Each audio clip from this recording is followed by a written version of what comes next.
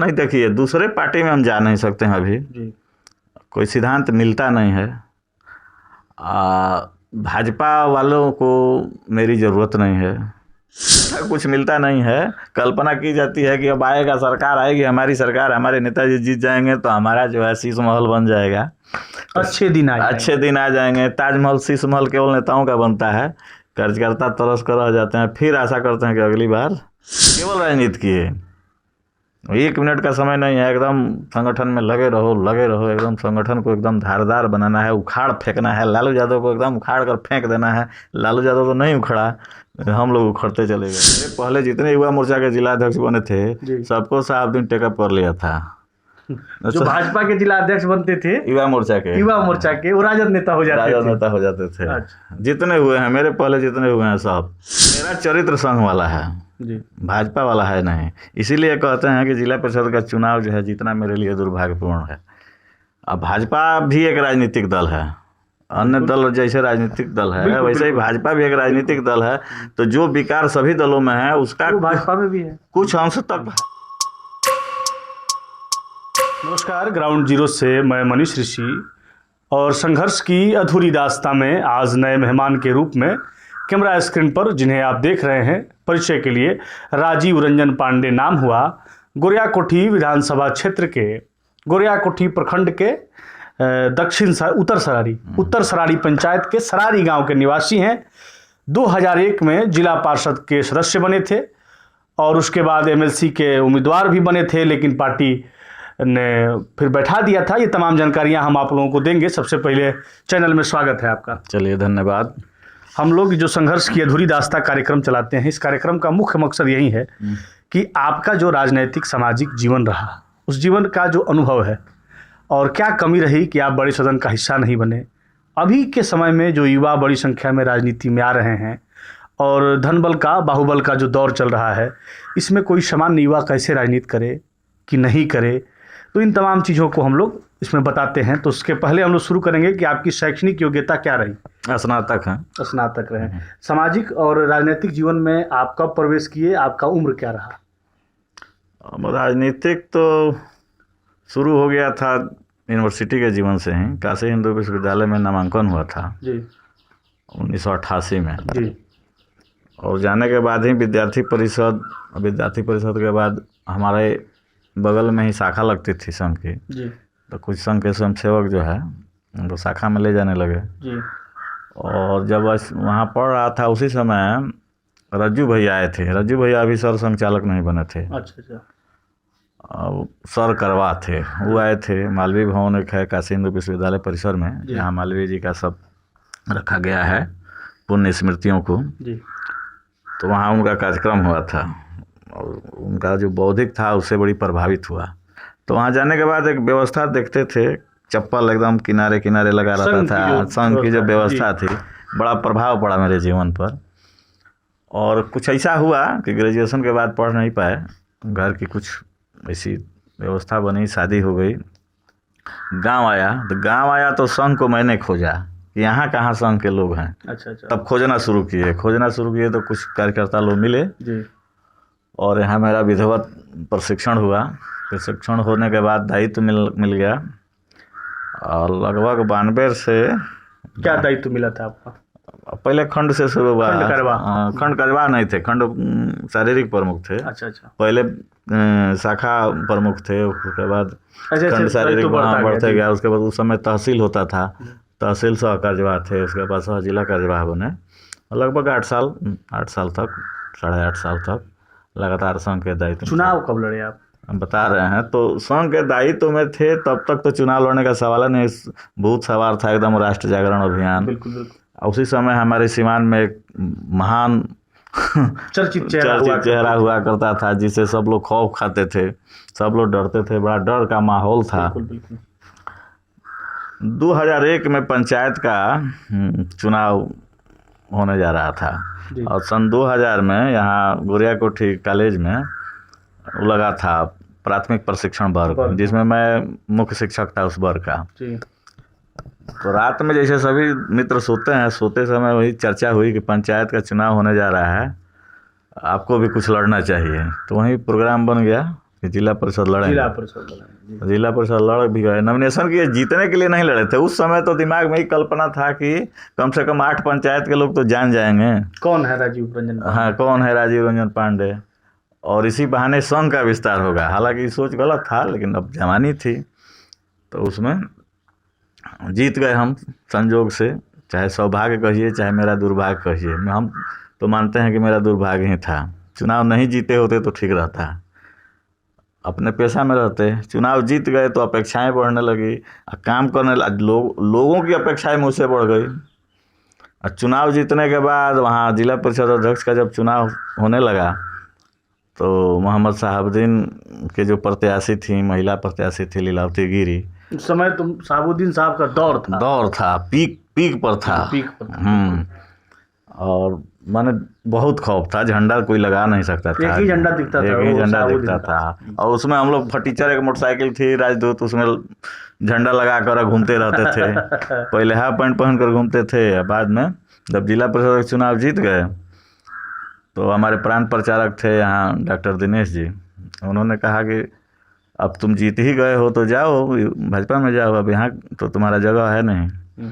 तो उन्होंने ही युवा मोर्चा का जिला अध्यक्ष किसी को खबर भिजवा दिया होगा, अब उनकी अब कैसे संघ में होता है तो आप जानते हैं। तो युवा मोर्चा के अध्यक्ष बना दिए लो जिला का। उस समय तो मेरे पहले जितने युवा मोर्चा के जिला अध्यक्ष बने थे सबको साहबुद्दीन टेकअप कर लिया था। जो भाजपा के जिला अध्यक्ष बनते थे युवा मोर्चा के वो राजद नेता हो जाते थे। जितने हुए हैं मेरे पहले जितने हुए हैं सब। तो खैर मेरा टर्म सकुशल रहा, ठीक ठाक रहा 2005 तक। 2005 के बाद सरकार बदल गई जी। अब सरकार बदली, सरकार बदलने के पहले हम लोग बहुत सक्रिय थे, सरकार बदलने के बाद भी सक्रिय रहे, लेकिन पार्टी के तरफ से ऐसा कोई महत्वपूर्ण जगह नहीं दिया जाता था, पता नहीं क्यों। लेकिन क्या कारण क्या था आपकी नज़र में, क्या कारण रहा होगा? अब देखिए, मेरा चरित्र संघ वाला है जी, भाजपा वाला है नहीं। इसीलिए कहते हैं कि जिला परिषद का चुनाव जो है जीतना मेरे लिए दुर्भाग्यपूर्ण है। अब भाजपा भी एक राजनीतिक दल है, अन्य दल जैसे राजनीतिक दल है वैसे ही भाजपा भी एक राजनीतिक दल है। तो जो विकार सभी दलों में है उसका भाजपा में भी है, कुछ अंश तक है, ज़्यादा तो नहीं है लेकिन है उसमें भी।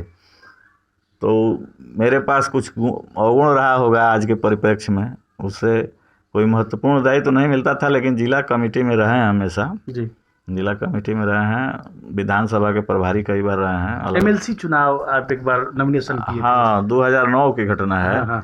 2009 में हमने कहा कि भाई चुनाव हम भी लड़ेंगे एमएलसी का।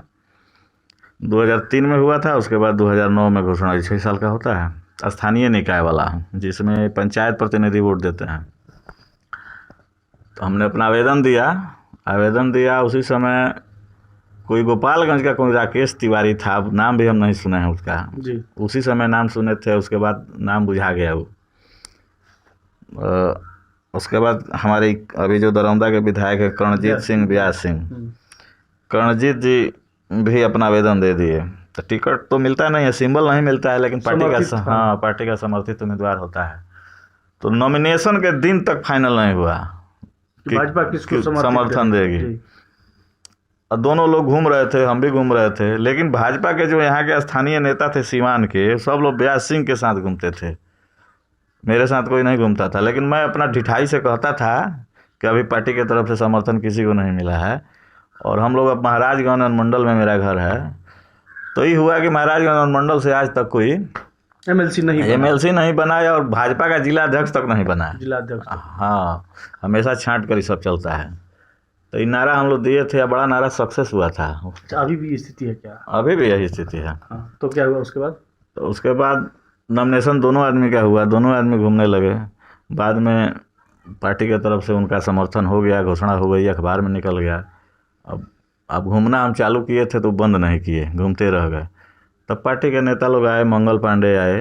मंगल पांडे मेरे गांव के बगल के ही हैं जी, बलिया उनका गांव है, अफराद के बगल में जी, वहीं उनका घर है। वो आए यहाँ, 2 बजे रात तक चर्चा हुई, मनाए उनाए, हम मान गए इसलिए कि अब अकेले पड़ रहे थे। धीरे धीरे ये पैसा वाला, उस समय तक पैसा नहीं चल रहा था इसमें।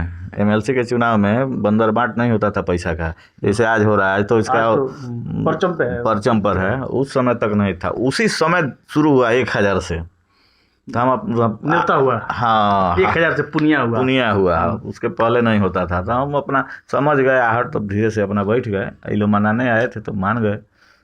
अभी जो है भाजपा, यानी जिस पार्टी और जिस संगठन के लिए आपने अपना जो पूरा जवानी है, अब सभी बाल पक गए हैं और श्यामा प्रसाद मुखर्जी की तरह अब आपका जो है चेहरा दिख रहा है, जिस मनोभाव से, जिस भाव से आप लोग पार्टी के लिए रहे, काम किए, क्या लगता है आपका मेहनत सफल रहा या गलत दिशा में मेहनत हो गया? श्यामा प्रसाद मुखर्जी जैसा चेहरा लग रहा है जी। श्यामा प्रसाद, मैंने आज जितना मेरा उम्र है, इसी उम्र में श्यामा प्रसाद मुखर्जी का बलिदान हो चुका था। जी बिल्कुल। उत्तर नहीं दिए अभी आपको। हाँ लेकिन मैंने क्या लगता है अभी पार्टी की स्थिति को देख के क्या लगता है? अभी आप बोले ना कि फिर 15 में फलना आ गए, फिर यहाँ से चले गए, तो बाहरी लोगों पर पार्टी बड़ा फोकस कर रही है। सम्राट चौधरी प्रदेश अध्यक्ष हो गए। भारतीय जनता पार्टी एक राजनीतिक दल है, पहले भी बताए हम जी। उसको सीट चाहिए, जीतने वाला कैंडिडेट चाहिए। तब जीतने वाला वही आदमी जीत सकता है जिसके पास आज के युग में पैसा है पूरा जी। जो 5 साल पार्टी के लिए कहीं अगर रैली है तो 5 गाड़ी 10 गाड़ी 25 गाड़ी लेकर जाए, घुमाए और बांध कर रखे कार्यकर्ता लोगों को।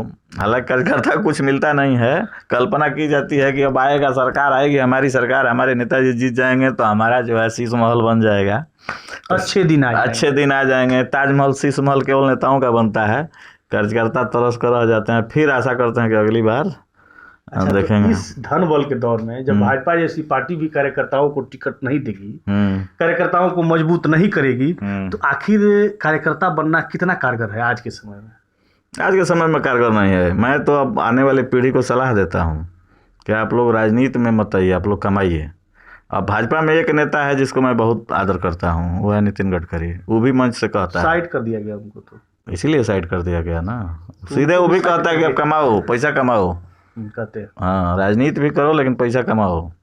हम लोग केवल राजनीति किए, 1 मिनट का समय नहीं है। एकदम संगठन में लगे रहो, एकदम संगठन को एकदम धारदार बनाना है, उखाड़ फेंकना है। लालू यादव को एकदम उखाड़ कर फेंक देना है। लालू यादव तो नहीं उखड़ा, हम लोग उखड़ते चले गए जी। हाँ, साहबुद्दीन को उखाड़ देना है। अरे भाई साहबुद्दीन उखड़ जाएगा, फिर कोई साहबुद्दीन पैदा हो जाएगा।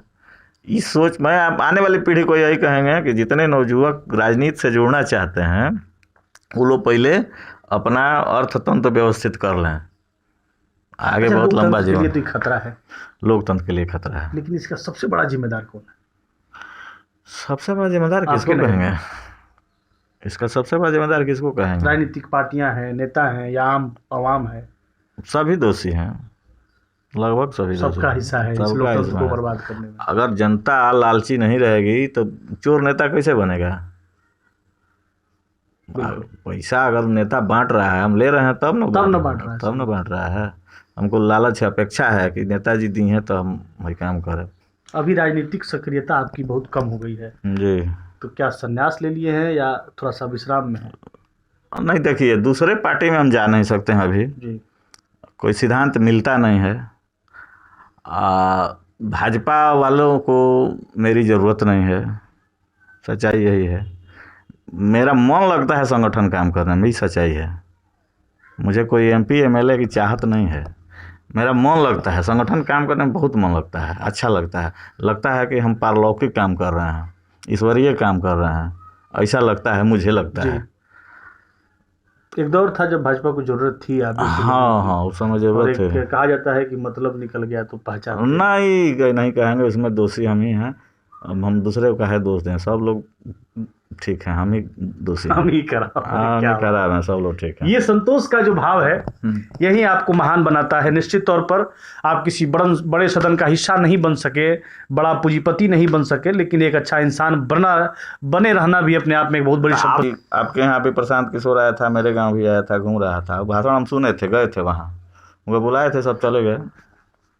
जाने में क्या हर्ज है, गए थे, भाषण दे रहा था। तो ये बात कहा हो इसमें सब लोग दोषी हैं, तो हम स्वीकार किए इस बात को। पूछा हम ही से कि हम गलत कह रहे हैं कि ना सही कह रहे हैं। ये बात तो कह रहा है ना कि आखिर एजा के लोग काहे जाता दूसरा जगह नौकरी करे, एजा काहे नहीं के फैक्ट्री। बिल्कुल, ये मुद्दा बनना अब चाहिए। फैक्ट्री आपके गोपालगंज में चीनी मिल, हथुआ चीनी मिल जो हमारे सामने बंद हो गया, तो बंद हो गया। ससा मुसा का इतना बढ़िया चीनी मिल कहीं नहीं था इधर। हमारे सिवान में 3 चीनी मिल बंद हो गया। हमारे सिवान जिले में एक भी चीनी मिल चालू नहीं है। आपके यहाँ बिरला का है, सिधवलिया वाला चलता है, सिधवलिया और गोपालगंज दो चल रहा है, दो बंद हो गया, मीरगंज और पूरे बिहार में इसी तरह सब फैक्ट्री यहीं मढ़ौरा फैक्ट्री बंद हो गया, मटन फैक्ट्री, बहुत फैक्ट्री।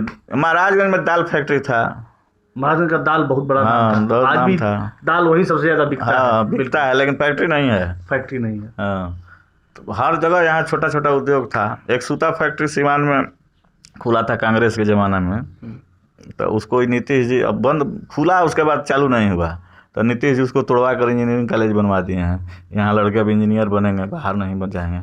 हाँ, यही स्थिति है बिहार की। स्थिति है, तो दोषी सब लोग हैं, सब है। हवा में सब नंगे हैं। हाँ, हवा में सब नंगे हैं। हवा में सब। तो ये संघर्ष की अधूरी दास्तां में मेहमान के रूप में आज राजीव रंजन पांडे जी हमारे साथ थे।